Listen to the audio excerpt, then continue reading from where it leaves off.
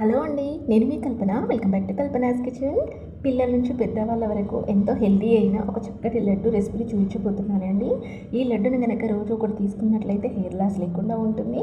అదేవిధంగా డయాబెటిక్ పేషెంట్స్కైనా పిల్లల నుంచి పెద్దవాళ్ళ వరకు అందరికీ హెల్తీ అయిన లడ్డును అవిసెలతో ఎలా చేయాలో చూసిద్దాము. పంచదార లేకుండా, అదేవిధంగా బెల్లం లేకుండా హెల్తీగా ఖర్జూరతో మనము ఇక్కడ లడ్డును ప్రిపేర్ చేస్తున్నాము. చాలా హెల్తీ లడ్డు అండి. ఇలా రోజుకు ఒకటి చొప్పున పిల్లలకైనా పెద్దలైనా ఇలా సర్వ్ చేసుకుంటే చాలా హెల్తీగా ఉంటుంది. మరి లేట్ చేయకుండా అవిసె లడ్డూలు ఎలా చేయాలో చూసేద్దాం రండి. దీనికోసం ముందుగా 1 కప్పు వరకు అవిసెలు, అదే ఫ్లాక్స్ సీడ్స్ని తీసుకుందాము. స్టవ్ ఆన్ చేసుకుని మంటని లో ఫ్లేమ్లో పెట్టుకుని ఇప్పుడు ఈ అవిసె గింజలను చక్కగా రోస్ట్ చేసుకుందాము. ఇవి కాస్త వేగడానికి టైం పడుతుంది. ఒక 5 నుంచి 8 నిమిషాల వరకు టైం తీసుకుంటుంది. మనము నువ్వులను ఎలా వేయించుకుంటామో అదేవిధంగా ఇలా కలుపుతూనే వీటిని వేయించుకోవాలి. నువ్వులు వేగేటప్పుడు చిటపటమని ఎలా చిటపటలాడుతాయో ఇవి కూడా అదేవిధంగా చిటపటలాడుతాయి. మంటని లో ఫ్లేమ్లో ఉంచుకొని చూసారు కదా, ఇక్కడ ఇలా చిటపటమని అంటూ ఉంటాయి. ఈ టైంలో మనం ఇలా కలుపుతూ అన్నిటినీ చక్కగా ఇలా వేయించుకోవాలి. ఒక 5 నుంచి 8 నిమిషాలు మనకి చక్కగా వేగిపోతాయండి. ఇవి ఇలా చిటపటమని అన్నాక కొంచెం కలర్ కూడా చేంజ్ అయిపోతుంది. అలా అనేసి మొత్తం మరీ కలర్ ఎక్కువగా టర్న్ కానివ్వకూడదు. ఇక్కడ చూస్తున్న విధంగా ఇలా వీటిని వేయించుకుని ఈ కలర్లోకి వచ్చాక మనము స్టవ్ ఆఫ్ చేసేసుకొని వీటిని మొత్తం చల్లబడనిద్దాము. ఇప్పుడు స్టవ్ ఆఫ్ చేసుకొని ఒక ప్లేట్లోకి తీసుకొని పెట్టుకొని ఈ లడ్డుని ప్రిపేర్ చేయడానికి 1 కప్పు వరకు ఖర్జూరాన్ని తీసుకొని ఆ ఖర్జూరం నుంచి గింజలను తీసేసి ఇలా ఒక 2 భాగాలుగా చేసి కట్ చేసి తీసుకుందాము.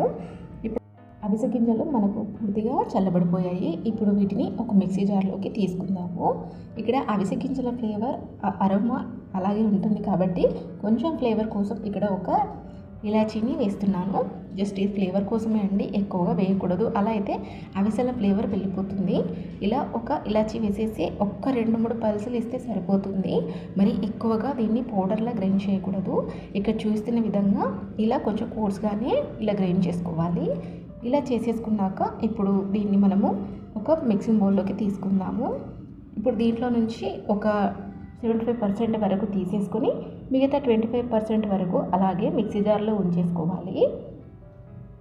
ఇలా మిక్సీ జార్లో ఉంచేసుకొని ఇప్పుడు దీంట్లోకి మనము గింజలు తీసి సపరేట్ చేసి పెట్టుకున్న 1 కప్పు వరకు ఖర్జూరాన్ని కూడా వేసేసుకుని వీటిని కూడా 1-2 పల్సులు ఇచ్చి ఇలా పొడిగా చేసుకుంటే సరిపోతుంది. ఇలా వేసేసుకొని ఇప్పుడు మొత్తం దీన్ని చేత్తో కలిపేసుకుందాము. ఇక్కడ మనం తీసుకున్న 1 కప్పు అవిసె గింజలకి 1 కప్పు డేట్స్ అయితే సరిపోతుందండి.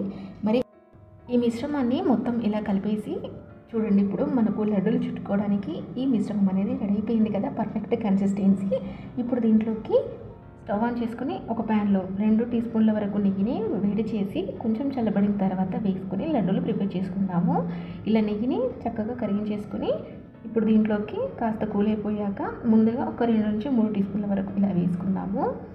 ఇలా కొద్దిగా వేసేసుకుని ఇప్పుడు మొత్తం కలిపేసుకుందాము.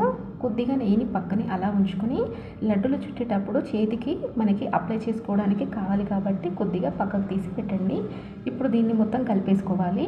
ఇలా మొత్తం కలిపేసి చేతికి కొద్దిగా నెయ్యిని పూసుకుంటూ ఇప్పుడు మనము ఈ అవిసె ఖర్జూరం లడ్డులను ప్రిపేర్ చేసుకుందాము. మనము ఖర్జూరం వేసాం కాబట్టి చక్కగా మనకి ఈ క్వాంటిటీ అనేది సరిపోయి లడ్డూలు కూడా త్వరగా ఇలా మనం చుట్టేసుకోవచ్చు, ఎక్కువగా టైం పట్టదు. ఇదే విధంగా మిగతా లడ్డూలను కూడా ప్రిపేర్ చేసుకోవాలి. మనం తీసుకున్న క్వాంటిటీకి 15 నుంచి 20 వరకు లడ్డూలను ప్రిపేర్ చేసుకోవచ్చు. చూసారు కదా, అవిసె ఖర్జూరం లడ్డూను హెల్తీగా పిల్లల నుంచి పెద్దవాళ్ళ వరకు తినేలా ఎలా చేసుకోవచ్చు. మరి వీడియో నచ్చితే లైక్ చేయండి, షేర్ చేయండి, ఛానల్ సబ్స్క్రైబ్ చేసుకోండి. మీరు ట్రై చేస్తే ఎలా వచ్చిందో కామెంట్ ఫీడ్బ్యాక్లో ఇవ్వండి. For more recipes do subscribe channel. Thanks for watching.